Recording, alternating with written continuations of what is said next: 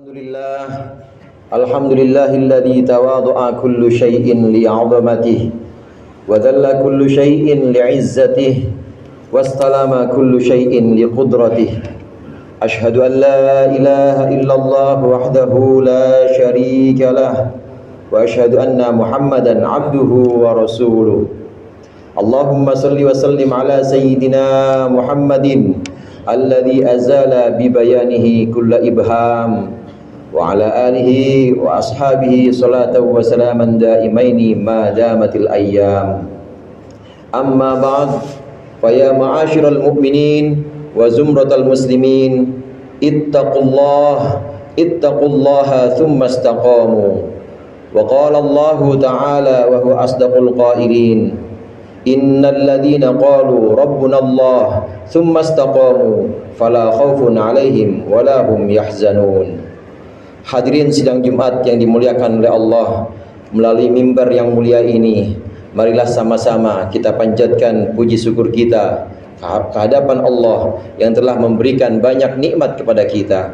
Selawat serta salam mudah-mudahan senantiasa Allah limpahkan kepada junjungan kita baginda Nabi besar Nabi Muhammad sallallahu alaihi wasallam beserta keluarga, para sahabat dan pengikut-pengikutnya yang insyaallah kita termasuk di dalamnya. Dari mimbar ke mimbar, dari Jumat ke Jumat, tidak ada kata yang paling mulia, tidak ada pesan yang paling utama kecuali bertakwa kepada Allah. Marilah kita tingkatkan takwa kita kepada Allah, kemudian kita istiqamah, kita lanjutkan terus dan kita jaga ketakwaan kita hari demi hari, minggu demi minggu. Hadirin jamaah rahimakumullah, dalam kehidupan di dunia ini tentu setiap orang menginginkan kehidupan yang bahagia. Bahkan bukan hanya di dunia, tapi setiap orang menginginkan kehidupan bahagia di dunia maupun bahagia di akhirat. Kebahagiaan adalah satu kondisi di mana seseorang sudah hilang rasa cemasnya, di mana seseorang sudah hilang rasa sedihnya. Dengan kata lain, orang bisa bahagia apabila sudah hilang kesedihan dari dalam dirinya. Hadirin jamaah rahimakumullah, yang dimaksud dengan kesedihan adalah satu kondisi di mana seseorang tidak menerima, di mana seseorang belum rela akan luputnya sesuatu di masa lampau. Di masa lampau dia pernah luput, tidak mendapatkan kebahagiaan. Di masa lampau dia luput, tidak mendapatkan apa yang dia inginkan, baik itu berupa pekerjaan, berupa rizki atau hal lain yang di masa lampau tidak bisa dia dapatkan. Maka inilah kondisi yang disebut dengan kesedihan. Jadi dimensinya adalah dimensi yang masa lampau. Kemudian yang kedua, yang disebut dengan khauf atau rasa takut.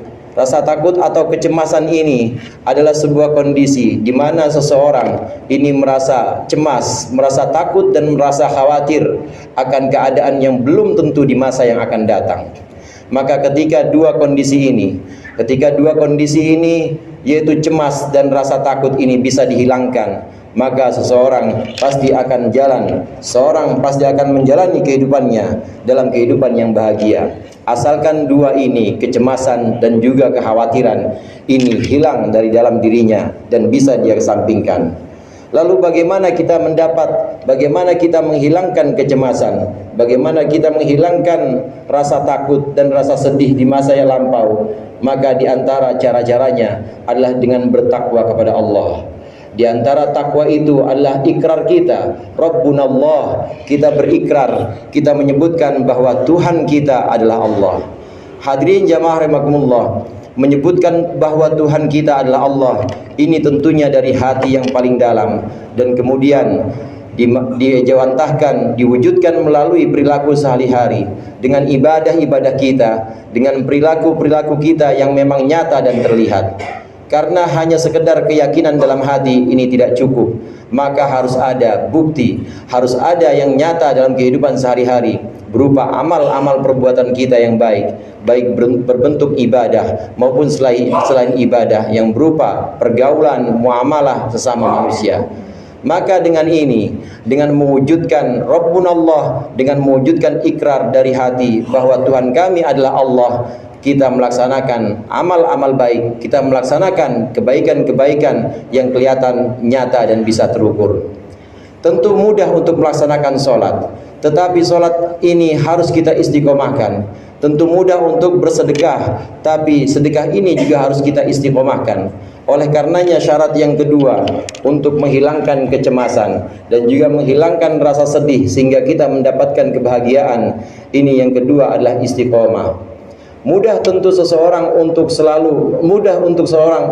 mungkin untuk bersedekah, tapi yang sulit adalah istiqomah dalam bersedekah. Mudah mungkin seseorang untuk sholat, tapi yang sulit adalah istiqomah dalam sholatnya. Mudah mungkin seseorang cinta kepada Nabi Muhammad SAW dalam setiap perayaan-perayaan, namun yang sulit adalah istiqomahnya. Istiqomah ini adalah satu perilaku, adalah satu kebiasaan-kebiasaan yang kemudian menjadi malakah, yang kemudian melekat dalam diri kita sehingga sudah menjadi satu adat, sudah menjadi satu kebiasaan di mana kita terus-menerus melaksanakan kebaikan-kebaikan misalnya. Maka istiqomah ini adalah syarat yang kedua. Oleh karenanya Allah Subhanahu wa taala berfirman, Innal ladzina qalu rabbunallahu tsumma istaqamu fala khaufun 'alaihim wala hum yahzanun. Sesungguhnya orang-orang yang berikrar, yang mengatakan Tuhan kami adalah Allah, kemudian dia istiqomah dengan ikrar itu, maka fala khaufun 'alaihim, tidak ada rasa takut atas diri mereka, wala hum yahzanun, dan mereka tidak akan bersedih. Inilah cara bagaimana kita menghilangkan kesedihan, menghilangkan rasa takut sehingga kita mendapatkan kebahagiaan, yaitu caranya adalah dengan berikrar dengan Rabbunallah atau dengan syahadat kita. Kemudian kita istiqomah melaksanakan amalan-amalan yang baik. Kemudian kita terus-menerus melaksanakan perbuatan-perbuatan yang Allah ridho. Hadirin jamaah rahimakumullah, istiqomah ini sangat dituntut. Istiqomah dalam arti melakukan perbuatan-perbuatan yang baik, bukan melakukan perbuatan-perbuatan yang buruk yang terus-menerus. Tentunya yang dimaksud di sini adalah perbuatan yang Allah ridho dan orang-orang menilainya sebagai suatu perbuatan yang baik. Inilah yang disebut dengan istiqomah. Perlu kita bedakan antara mudawamah dengan istiqomah. Kalau hanya sekedar mudawamah, hanya sekedar terus-menerus melaksanakan perbuatan-perbuatan, maka ini bisa perbuatan baik maupun perbuatan buruk. Tapi kalau sudah disebut sebagai istiqomah, maka inilah keberlangsungan. Ini adalah sebuah perbuatan terus-menerus dan berkelanjutan dalam perbuatan baik. Orang yang selalu sholat dan sholatnya ini menjadi kebiasaan terus-menerus, maka itu disebut sebagai istiqomah. Orang yang selalu bersedekah walaupun hanya seminggu sekali dan terus dilaksanakan, maka inilah yang disebut dengan istiqomah.